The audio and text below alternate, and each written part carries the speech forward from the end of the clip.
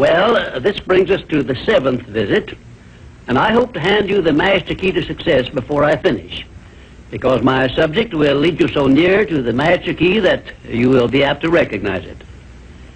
As I have suggested in previous visits, a positive mental attitude can clear away all obstacles which stand between you and your major purpose in life. Because of the importance of the subject of our visit, I shall not only tell you that a positive mental attitude heads the entire list of the 12 great riches in life, but I am going to give you explicit instructions as to what you must do to keep your mind positive. In all the success books I have written, I have never suggested to my readers what they should do without clearly telling them how to do it. Are you ready? If you are ready, this visit may bring the most important change in your life you have ever experienced. 1. Learn to adjust yourself to other people's state of mind and difficulties so as to get along peacefully with them and to refrain from taking notice of trivial circumstances in your relations with other people by refusing to allow them to become controversial incidents.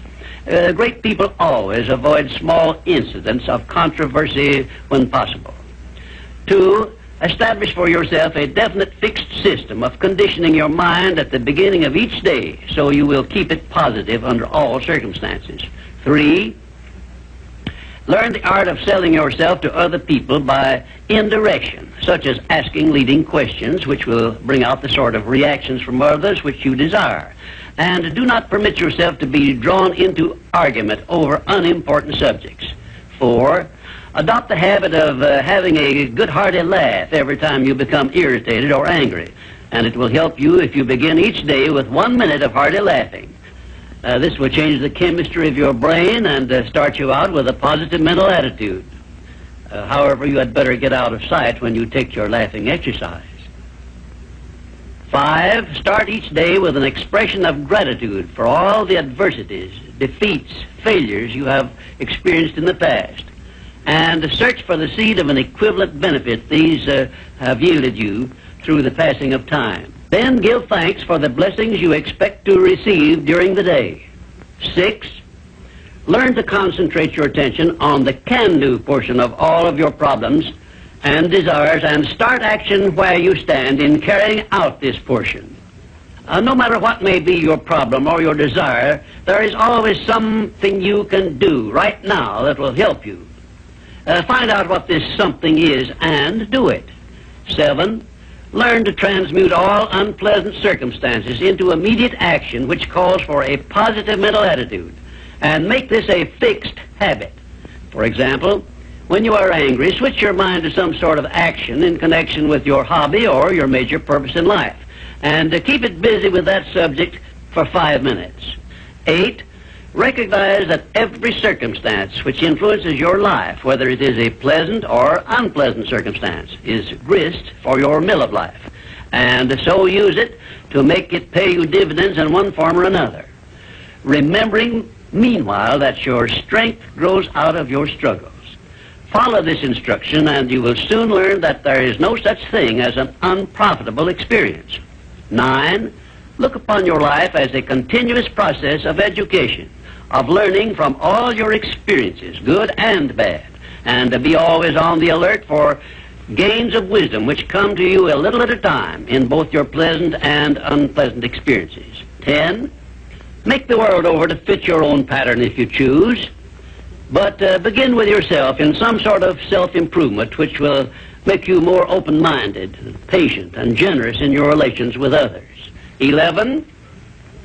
Express gratitude twice daily for your recognition of the fact that you have been given complete control over your own mind, and ask for guidance in order that you may use this profound gift wisely in all your thoughts and acts. 12. Go out of your way daily to comment enthusiastically on the good qualities of those with whom you live and work, but do not mention their negative qualities. Then observe with benefit to yourself how quickly others will begin to concentrate on your good qualities. Remember, I'm still talking about how to keep your mind positive. And 13, Accept all criticism of yourself as an occasion for self-examination to determine how much of it is justified, and you will be sure to make startling discoveries about yourself which will help you to the remainder of your life. 14. Do not accept from life or anyone else anything you do not desire. And remember that Mahatma Gandhi proved himself to be more powerful than the great British military forces by this simple method of passive resistance. 15. Remember always that there are two kinds of circumstances which cause you to worry. Those you can do something about, and those you can do nothing about. Nothing, that is, except to use passive resistance and refuse to permit them to worry you. 16. Keep your mind eternally engaged in thinking of that which you desire most, your major purpose in life, so no time will be left for you to waste on thinking of that which you do not want. And let me digress here while I tell you we are now rubbing elbows with the great master key of success this very moment. And 17, if you should ever be so unfortunate as to feel sorry for yourself, look around until you find someone who is worse off than yourself, and start where you stand to give him help. Make this procedure a habit, and you will witness one of the great miracles of life, because that which you do to or for another, you do to or for yourself. And 18, choose some person whom you consider to be the sort of person you would like to be. Then go to work and emulate that person in every way possible. Great people have always been hero worshippers, but they pick the right sort of people to emulate. 19, cultivate your tone of voice so that your words have a pleasing musical sound. And remember that the sound of your voice is an open window through which other people look into your very soul. It will be a profitable investment if you will get a tape recording machine and record samples of your voice daily while you practice the art of expressing yourself through a friendly sounding voice. If you are engaged in selling, this practice will quickly pay off in monetary dividends. 20, last but by no means the least, write out this sentence and paste it in a prominent place where you work and on a mirror where you see yourself in your home. Whatever the mind can conceive and believe, the mind can achieve.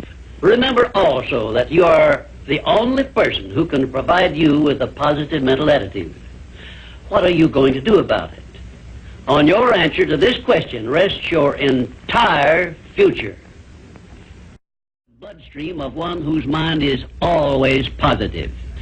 I have still another very important observation concerning the power of enthusiasm, which I wish to give you.